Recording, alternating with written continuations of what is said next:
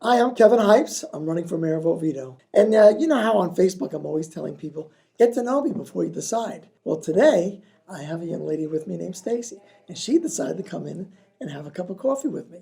So we're going to sit down and she's going to ask me some questions, and I'm going to do my best to answer every question.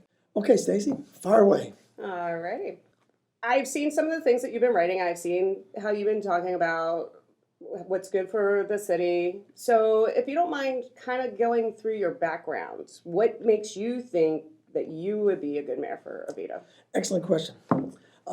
I've been a businessman, an entrepreneur, business owner for about 35 years. I have a lot of experience. I'm a problem solver.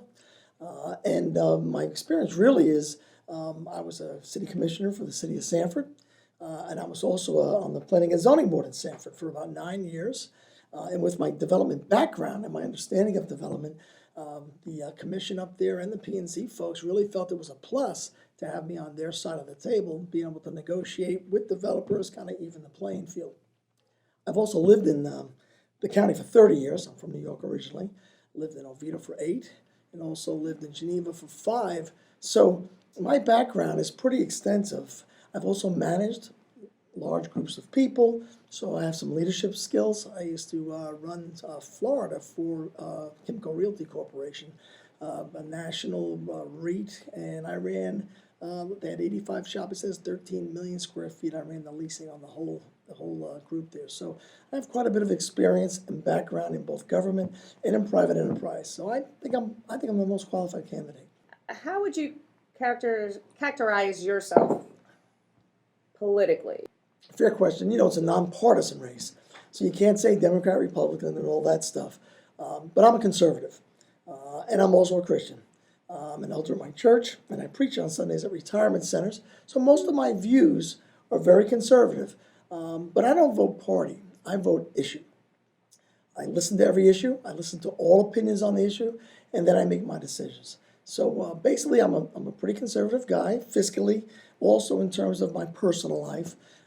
And I believe that I'm pretty balanced actually overall. And these days with partisan politics, I don't think I want to be left or right. I think I want to just listen and do the best I can to answer questions and be the best mayor that I can, regardless of party.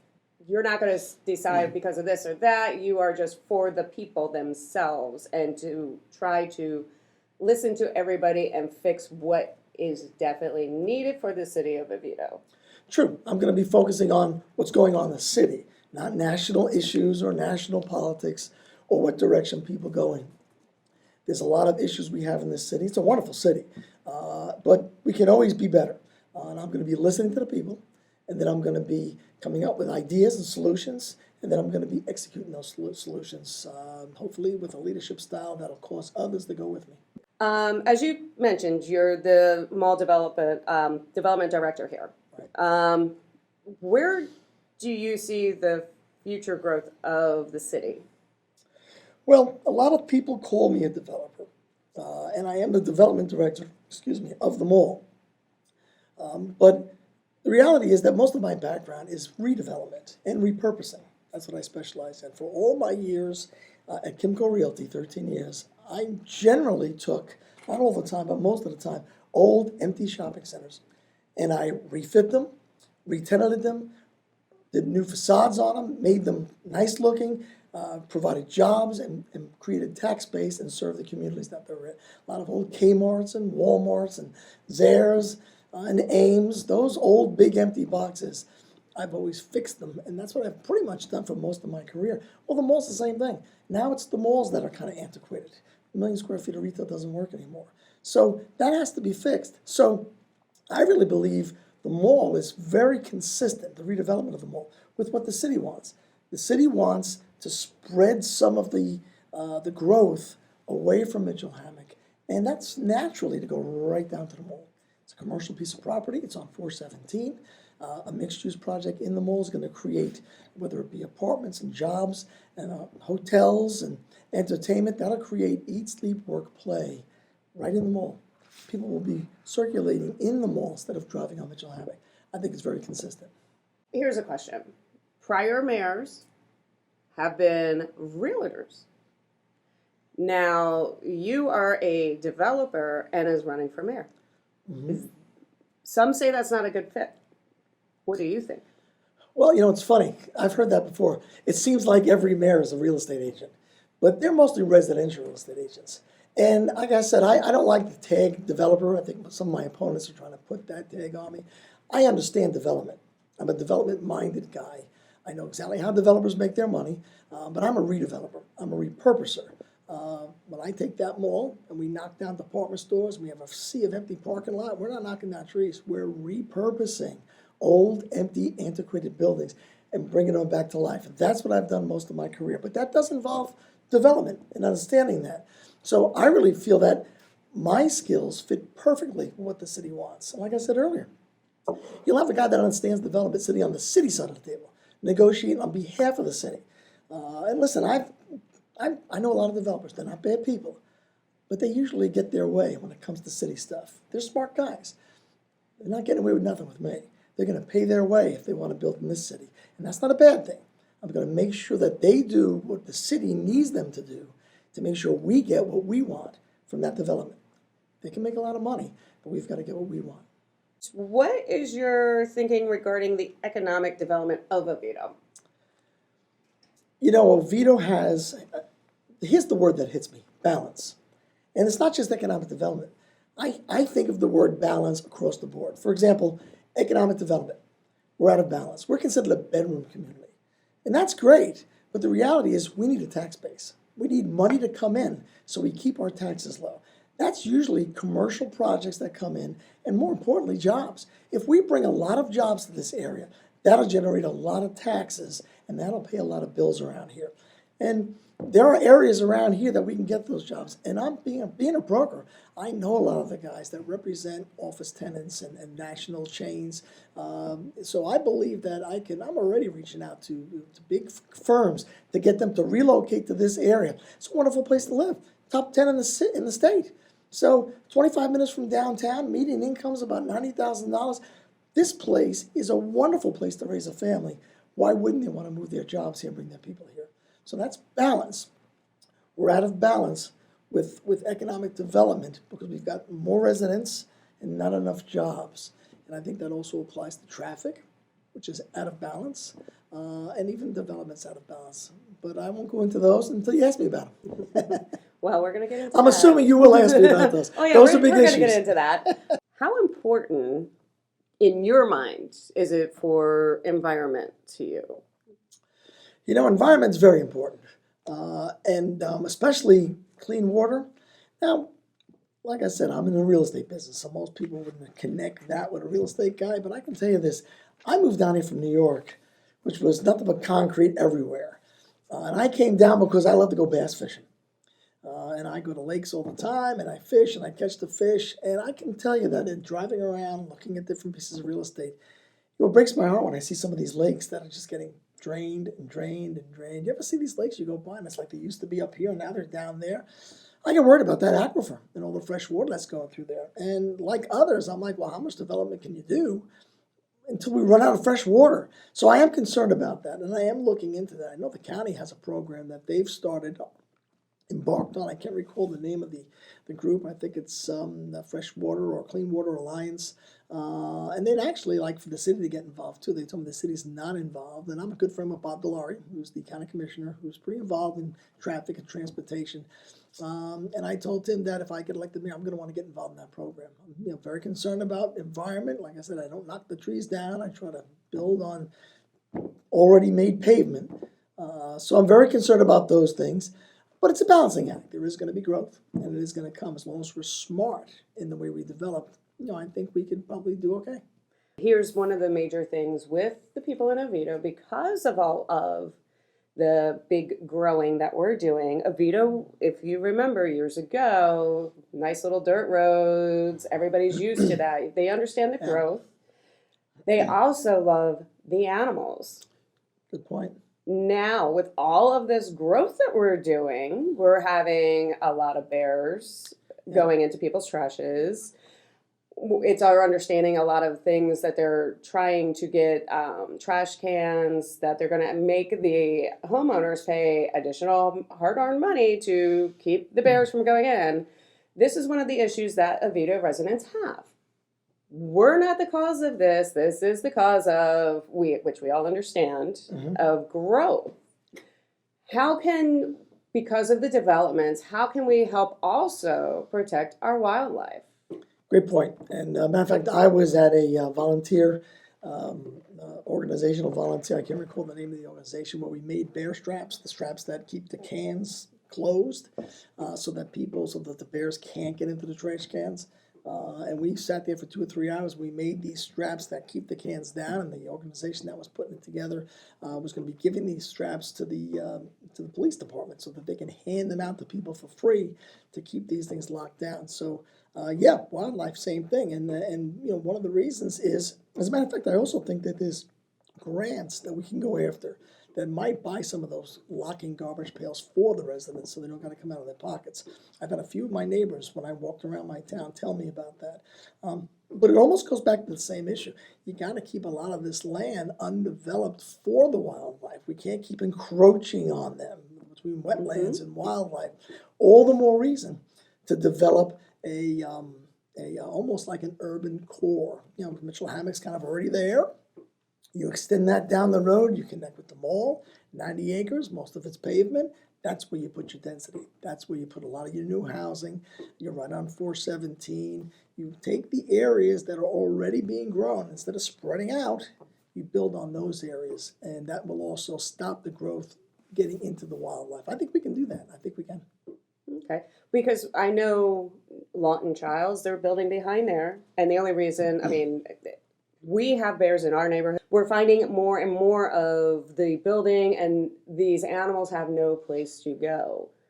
Would they, like you just mentioned about that grant, why do you think right now it doesn't seem like our mayor or our committee is helping in any way? Well, I think that's a valid point. I have to admit that before I started to run from there, I really wasn't that focused on what the council did. So I can't say that they are or are not focused on it. But I haven't heard much about it from the mayor or from any of the councilmen. So I think that's a valid point. As far as I'm concerned, you got to be all over all the issues. If the people are concerned about it, you got to look into it. That's your job as the mayor or as the council. And if there's solutions that need to be figured out, you got to figure them out. And if you come up with a good solution and a good idea, I think the city manager and the team that he's got will go after it and make it happen. So it's an important issue. It needs to be focused on. I'm going to learn more about it. And if I get elected, I'll make something happen. Now, in counterpart to that, Yep. How do you think the mayor, Ms. Megan, right now is performing as mayor with the developments, with everything that's progressing? Okay, Megan and I are friends. We have a deal, no negative campaigning, but that doesn't mean we can't have opinions about each other and discuss what we know. And I've walked a bunch of the neighborhoods and I've talked to a lot of folks and I've asked them. I can tell you this, Megan is very popular. She's lived here her whole life. Her family's been residents here for a very long time. So it's no question she cares about this community and she wants what's best for the community. And she's a great campaigner. She's on that bike all the time, knocking doors and talking to people. It's tough to keep up with, even though I'm a man of a lot of energy. But I also know that I've heard from some folks that they said she's a great campaigner, and I hear a lot about her when she's out campaigning. But when she got elected, we didn't hear very much. That's what I hear from people. We just didn't hear very much from her about initiatives, about making things happen, about slowing things down. I can't answer that, but that's what folks have told me. Okay, but you are also a resident here in Oviedo, and this is nothing against knocking her. The question is, what do you feel is her performance-wise? You personally, besides the campaigning. Trying to nail me down on this, aren't you? Yes, I am. I like Megan. I think she's personable. I think she's very smart too. But I don't see a lot of leadership. I think on the city council, I think we have a phenomenal staff in the city manager and his team. They're very highly paid, very, very educated people. But I would like to see more leadership. I would like to see initiatives to help this community out and have somebody get up and speak about them and convince the council and convince the city government that they ought to take up those leadership, take up those initiatives and make them happen. I've not seen that kind of leadership on the council or from the mayor. Is that okay, Megan? Just saying. We're not trying to be mean, Megan, I'm sorry. So the next question would be your position on the proposed revisions to the comprehensive plan. How does that impact the future for the land use here? The future land use plan gets updated about every 10 years. And it's based on what our assessments is, and we do have professionals that do these assessments and consultants and stuff about where do we think we're going to be in the next 10 years. A city has to be prepared for growth. It would be irresponsible not to be prepared. And you know what? This city's growing. It's a wonderful place to live. We all know it's growing. All of Florida is growing. So I saw the proposed future land use plans that it will not be voted on when I'm mayor, if I become mayor. It'll be voted on actually in another month or so, maybe 2. But I'm not in agreement with the areas that are focused on for growth. You're talking about dense growth too. They did lay out 3 areas that I think will eventually all be areas that can probably house density. One is, of course, the mall. The city, I think, after 15 years of really not focusing on the mall, I think they now realize that the mall is a commercial piece that really can house a lot of growth. So they're doing the right thing, putting the mall in the future land use area for growth and for density. And they're using the old downtown is in it too. I'm not as sure about that because it's close to a lot of residents, but it's a good intersection and people like the downtown. But they're going to probably also extend on the park to that 60 acres that's just on the south side of Mitchell Hammock. That I'm not in favor of. There's just too much traffic on Mitchell Hammock right now. And to change that to a dense area, in my opinion, prematurely before fixing that traffic would not be the right thing to do. Yeah, in Mitchell Hammock right now, forget it. 5-minute drive is taking you a half hour right now. So that's kind of ridiculous. I understand where your point were there, which I really like. One thing that is to my heart, and I would like to get your thoughts regarding the police, the fire, and the first responders. They do a lot. What's your thoughts of how, if elected mayor, how can you help them out? Because right now they're kind of on the end of the stick. Yeah, the last year or so, a little bit more than a year, there's been a lot of negative stuff about police. Not so much in our town, but across the country. And that's very sad. Those guys put their lives on the line every day, and they don't get paid the big bucks to do it neither. And now they got to worry about if they make a split decision the wrong way, they could go to jail. Very difficult thing. I think our police department, our fire folks, our first responders are amazing people, hard workers, and I would want to give them everything they need to do their jobs effectively, but also to keep themselves safe. When I was a commissioner up in Sanford, I worked with Chief Tooley, who was the chief up there, great guy, and we gave him all sorts of things that he requested and needed to properly take care of Sanford. Great guy. As a matter of fact, he's giving me an endorsement because he knows me and he knows what I'm all about. So I'm very big on the police and the fire, and as far as I'm concerned, they are crime, although it's not a big issue, it is an issue. And making sure that police and fire are confident and have the backing of their city government is very important, and I back them 100%. With the issues regarding the police departments, yes, a lot of cities are getting that end of the deal. Oviedo, come on, we're a small city. Our police officers, back in the years, we only maybe have 25 officers at a time. We are growing.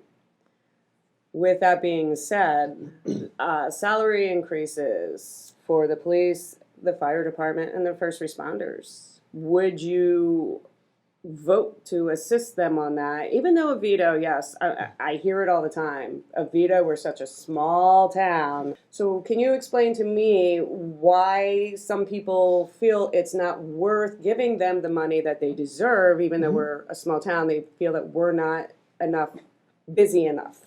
If that's the right word. All right, good question. First of all, we're not a small town anymore. Yeah, we're a city of over 41,000 people, and probably within 10 years to 15 years will be about 60,000. That's a pretty big city. I've not heard a lot of folks who don't want to support the police, but I can tell you this. You've got to have a rock-solid police department. And we're one of the wealthier areas in Central Florida, so we should have a top-notch police department, and they should get the things they need and be paid well. However, you have to be fiscally responsible, too. I know that our city manager and his group, they analyze the pay scales of our folks and they compare it to other cities in the area, and we're on the higher end of that pay scale. So our guys are not underpaid.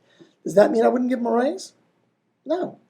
You got to take each decision as it comes, and you got to look at the information that the city manager and his people provide. But I'm a big supporter. Anybody who puts their life on the line for a starting salary of about $45,000, in my opinion, ought to get a medal. It's a very difficult job, and I have nothing but good things to say about those guys. Okay, so and I applaud for that. I mean, I know with my business, we do not charge police departments. We don't charge the police. We don't charge the fire departments. And believe me, they yell at us. But again, like what you just mentioned, and I know the city of Oviedo is also behind that. These people put their lives on the line. Fire department people, they're going into fires. Anything that you can do to help with them also, I think that would be a great thing, especially that's one of the major issues with Oviedo that they have. Yeah, that's a good point that you say that, because I also have a lot of initiatives that I'm going to try to get the council to support me on. I have a lot of ideas. I'm just that kind of a guy, and I'm a little bit of an out-of-the-box thinker and a creative problem solver. But one of my initiatives is going to be the Out of the Mayor's Pocket Initiative. And people will say, well, what does that mean? It's very simple. What I'm going to do is give bonuses to either police and fire, or even city employees for those who go above and beyond the call of duty. So if you've got a police or a fire guy that does something heroic, or maybe he gets more involved in the community than he's supposed to or that he has to, with the kids, getting to know those kids, I'm probably going to set up some sort of a committee, and if he gets some sort of accommodation, or if he gets recognized for his extra work, he's going to get a $1,000 bonus out of my pocket, not out of the city's budget. I get a $16,000 salary. It's not much. Not saying I don't need the money, but you don't run for mayor for the money. And I'm going to put all $16,000 every year on the table for this initiative. Now, that also goes for the city employees. I'm going to be asking the city employees, think about it. They run the city day to day, 24/7, all day. I'm a part-time guy. They know how things operate. I want those city employees to be thinking about their jobs. And if they can come up with a way to save money, and it gets enacted by the city government, or a way to create a new income stream to bring more money in, and the city manager decides it's a good vehicle and they're going to enact it, then they're going to get a $1,000 bonus out of my pocket too. And I'll give that money away until it runs out. I want to motivate people to be the best they can. We have a lot of smart people in this town, and I want them to use their skills for the betterment of everybody. So next topic. This is one that we've already kind of touched on. This is going to be, again, your wonderful song that I actually did hear. Traffic issues, especially on Mitchell Hammock. Even personally, me getting here today took me a half hour. Yeah. What is your stance on trying to? Okay. Listen, we all know that, and I did sing a little song. I was kind of making fun. It didn't mean it's not a serious issue, but I had a lot of fun with it. Traffic is not something that's going to be solved quickly, but it can be solved. It goes back to balance. Right now, we have Mitchell Hammock. That's been overbuilt and has way too much traffic on it. But you don't want to widen it. You widen Mitchell Hammock, and you're going to bring more traffic to it. We have a lot of people, and Brian told me this, the city manager. He says a lot of people from Seminole County who don't even live in this town, who travel from out east, and they come right through our city on Mitchell Hammock. They use our roads, but they're not paying the taxes. Now listen, it's America. We're all brothers and sisters, so that's okay. But we have to figure out the best way to solve this for our people. Mitchell Hammock also, if you take it further down, it goes through those dune farms, those sod farms, and there's a lot of muck on both sides of those farms. You can't widen that road. It would cost a lot of money. But also, that's a city road. Anything we do to that road, we're going to pay 100% of it. We don't want to be doing that. We want to balance that traffic. What's that mean? It means spread it out. Take 419, it's already being improved. Phase 1 was done. Phase 2 is now funded and going to start construction. Phase 3 is not funded. We got to get Phase 3 funded. So 419 goes right past Jackson High School, junior high, and goes all the way out. Keep that traffic. So people like me who live in Sanctuary aren't tempted to make that left and go down Lockwood and go down Bishop. We'll go straight. Right now I go straight to the mall, but when school's out, I don't. It gets too backed up. Also, on the south side, we have another road called Slavia that runs on the south side. That road can come through and be connected and be another leg. So now you spread the traffic off the 3 main roads, taking that traffic off of Mitchell Hammock. And guess what? Slavia and 419, those aren't city roads. Those are county roads. So DOT and the county, they have to chip in to fix those roads. And I'm a very good friend of Bob Valori, who's our county commissioner, who really is a guru on traffic and on roads. And I believe if the city sits down and puts together an agreement with the county and DOT, we can get these things fixed without costing us $1 zillion, and we can make them happen fast. And I'm a very impatient guy. I want things to happen fast, so especially traffic. So I'll be all over that issue. Okay, so we've touched on a lot of subjects, especially with development and everything. So the future growth of Oviedo, developing in the future. Now, we've been talking about everything, what you're seeing, what you anticipate, what you would plan to do. Oviedo, which cracks me up a little bit, we did not have a hospital. We did not have an ER. Now we've got both really like next door to each other. The Oviedo Hospital is a very nice hospital. Please don't get me wrong. It's small. It's not like downtown Orlando Sure. or Altamont. To me, that would be something that we would kind of need to build more on top of or Sure. move further out. But can you kind of tell me what you believe you see Oviedo developing in the future? Sure. Right now, I think the most critical issue today is to deal with a long-term growth plan. Got to have one. We got a lot of growth coming. We got to figure it out, and it's got to be a long-term plan. Hospital's a good point. Hospital actually has phases. There's already other phases that are ready to go, but they only give, when they give a certificate to a hospital to build, they do an analysis and they determine how much they're allowed to build, how many beds, based on an analysis of need. So as the need picks up, that certificate gets expanded. You go from 100 beds to 200 beds to 300 beds, maybe 400 beds eventually. So that hospital can add a lot more beds, and it's in a great location. But again, it's balance. We got to spread out the growth, keep it in a corridor that's going to be almost like an urban corridor. Keep it away from the outskirts, fix the traffic, and then there's other ways we can do this. In the next 5 to 10 years, between electric cars and unmanned vehicles, now these things sound pie in the sky, but you know what? I went to Beep. Bob Delary and I went down to the Beep folks down there in Lake Nona, and we rode those Beep vehicles around their neighborhoods. Lake Nona's already got 1 or 2 routes. And they go from the hospitals to the neighborhoods for people who work. And those things are unmanned. And if a kid steps out in front of that thing, it stops dead on a dime. But it can only go 15 miles an hour. Now, eventually it'll go faster, but it'll never be fast enough to be on a Mitchell hammock. So we have to design the routes in a way that they connect. We want connectivity between our dense areas, but in a way that's not always a car type traffic. For example, the mall. I have my plan here. I'm not supposed to talk about the mall because I'm not supposed to connect myself to the mall all the time. But I have a plan here. I'm not supposed to show anybody this, so I can't. Where when I redesign this mall, and I'm working on it, we're going to add residential, we're going to add jobs, we're going to add restaurants, we're going to add hotels, we're going to add a lot of things, including some retail. And then I'm going to design, I've already designed a beep route internally in the mall because this is 90 acres. You can't walk from one end to the other and you can't build everything in the middle. But we want this stuff to be flowing to the middle so that the mall turns around properly. So I have a beep route here that I designed that I'm talking to the beep people about that will get you all around the mall property, 90 acres, almost like the Disney monorail.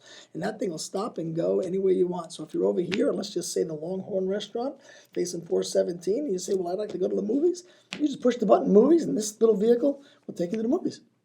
You come out and you say, well, I'd like to go to Dillard's. Well, you come right out and it brings you to Dillard's. So I think this is a great way to start the beep plan. And I know we're talking about a plan, Brian was telling me last night, of another beep type route from on the park to the old downtown. That's a great idea. I've actually designed 4 routes already. Off the top of my head, I don't know if they're good, but I'm one of these guys that once I sit down and get an idea, I got to keep going. So I designed a second route. That route goes on the perimeter road and then goes to the Target. And then across the street. See, you can cross Redbug, but you can't run along it. And it goes across the street to Lowe's, to Ross, to Office Max, to all those stores there for people that live here. And then it's going to come around this way on the main road. It's going to go over 417 to the hospital. That's route number 2. It's going to kick the hospital, Target, and retail to this mall. You won't have to hop in a car to get to these places. And then route 3, in my opinion, is going to go from Oloma all the way up to the Publix, to the high school, to the big church over there, Cross Life, and then down into On the Park. It's going to make that connection. That's connecting the mall to On the Park. 4th route will be south of On the Park, again, cross Mitchell Hammock, It'll be the city hall and the areas down there that are being developed, and the public's on Alafaya. So I see 4 routes that could work, and the only place that's gonna hit a road that's got a little bit of speed to it is gonna be Aloma. I'm not sure how to do that, but I think we need to figure that one out. But I'd much rather have it go along Aloma than down Mitchell Hammock. Gotta keep that clear and gotta keep it moving fast. Does that answer your question? I kind of went off there a little bit too much. It kind of did, but the other issue being now, I know with health issues for my family and other people, we are having to go down to ORMC, to Lake Mary, Okay. Advent Health. They don't have a lot of doctor's offices So for healthcare, here. you're talking about, Healthcare. yeah. Okay, yeah. Would you see development for that? Okay, I absolutely do. And again, it's, I hate to keep bringing up the mall, but one of the major components of the mall is going to be I'm developing what I'm calling a medical main street. Now, I put that out, as you guys know. I talk on Facebook all the time. A lot of people say, wait a minute, we don't want it to be all medical offices. It's not going to be all medical offices. Part of the mixed use is to bring in just that mixed uses. And I believe the mall is perfect for a medical main street because we have all the amenities. You got free parking. You've got a food court. You've got a craft beer joint. You can get a Starbucks coffee in Barnes & Noble. You got a theater. You got games, nails, hair, workout facilities, babysitting over at OTB Kids. We have it all at the mall. And if you have a doctor's office and you come to the mall and you're in the mall and when you tell your customers, where are you? I'm at the mall. People know where you are. And everybody's got these little apps now. So, matter of fact, doctors right now, because of COVID, are telling their patients, sit in your car in the parking lot.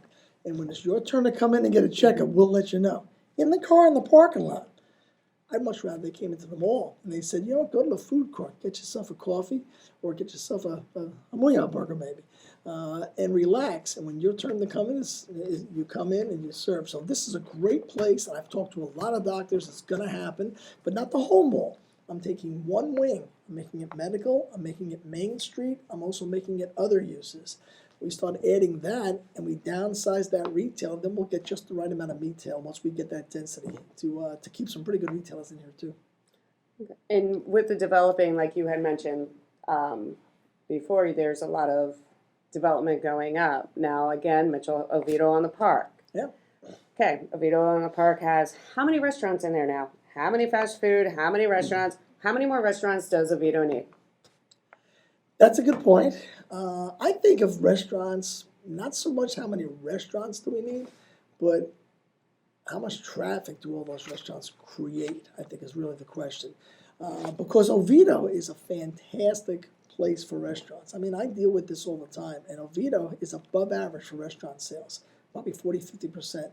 I mean, before we got a lot of restaurants here, even our Chili's out in front was one of the highest volume Chili's in the state, or in Central Florida, because people didn't have a lot of places to go. Now we have a lot more options, but the more restaurants we put on Mitchell Hammock, the more traffic issues we have. So I think we can handle more restaurants, especially more unique and different restaurants, not so much fast food, but some nice sit-down restaurants.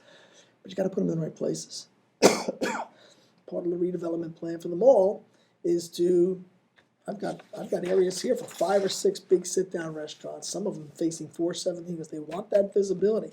Big restaurants and other retail type users will not go to the mall, and they never went for the last 20 years because they could not be seen from the road, from Red Bug. Nobody knew it was back here.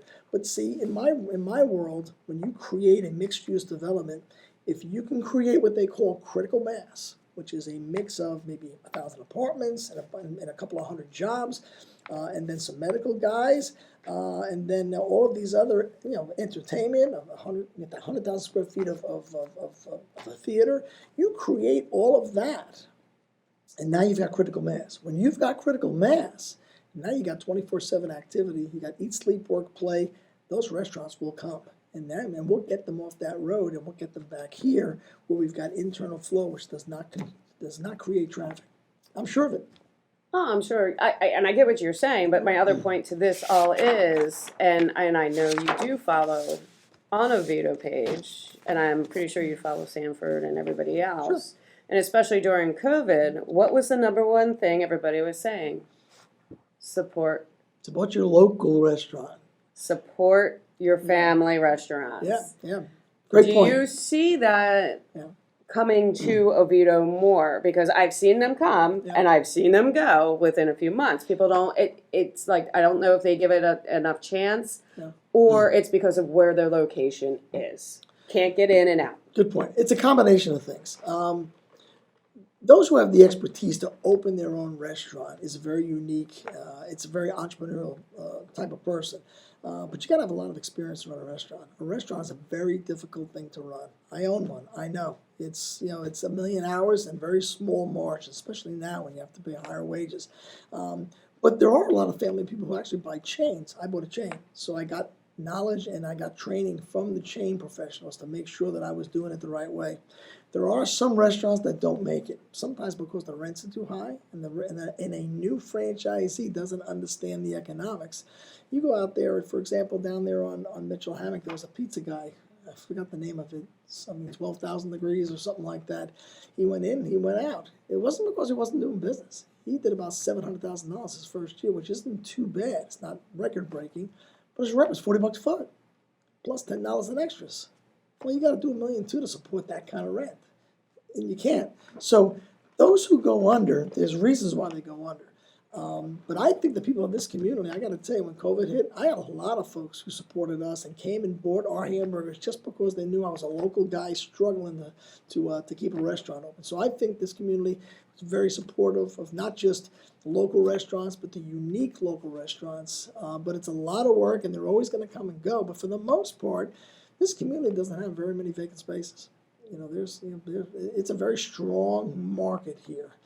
We just don't want it all to be in one place so that it creates a lot of traffic.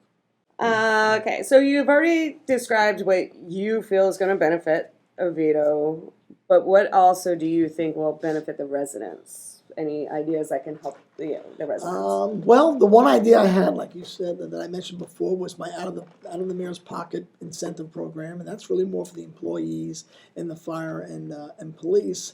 But I have some other things too. I've been doing a lot of thinking. I'm meeting a lot of people, and it's given me a lot of ideas. So I have a few other initiatives that I'm doing. One I'm doing on my own.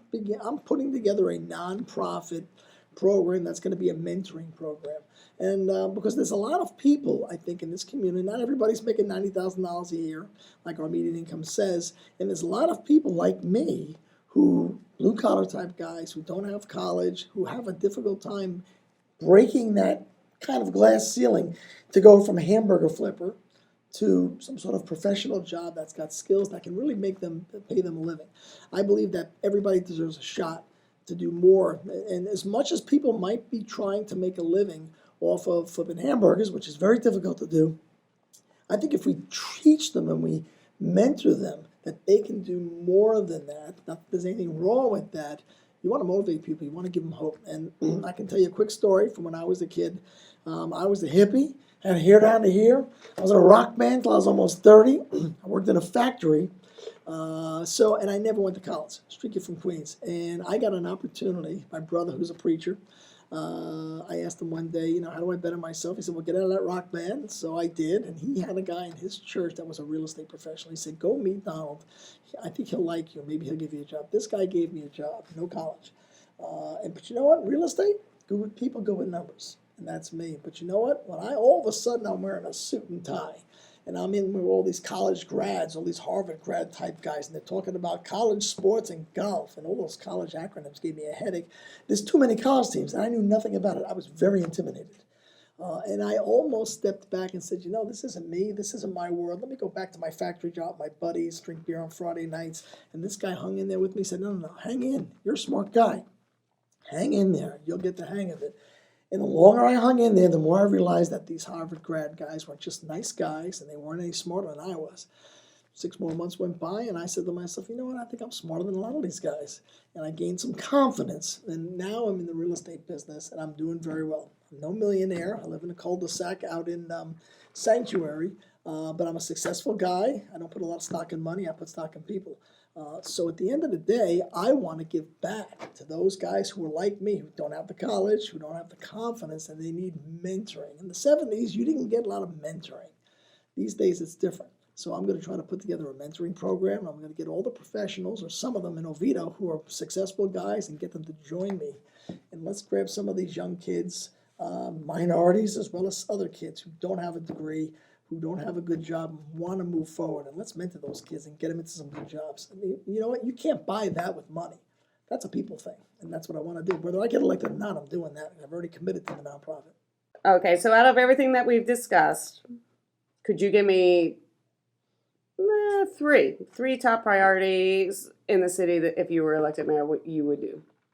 Well, I think the first things that I'm going to focus on as mayor is, of course, traffic is a big issue. I'm going to focus on that. It's not just going to be me alone. It's me, the council, Brian, and our consultants going to focus on that, make it happen. I've got some creative ideas, and I want to apply myself and make that work. So that'll be the first thing I jump into. But in addition to that, of course, police and fire need to know they're supported, need to have all the resources they need to keep this community safe. So that's my other one. And of course, I think clean water, the environment is always a biggie, and it's something that hasn't really been focused on in Florida. Now that we're growing like crazy, you know, I think we got to focus on the clean water aspects and the environmental side, and just make sure that we put the development in the right places. So those are the three big ones for me, I guess.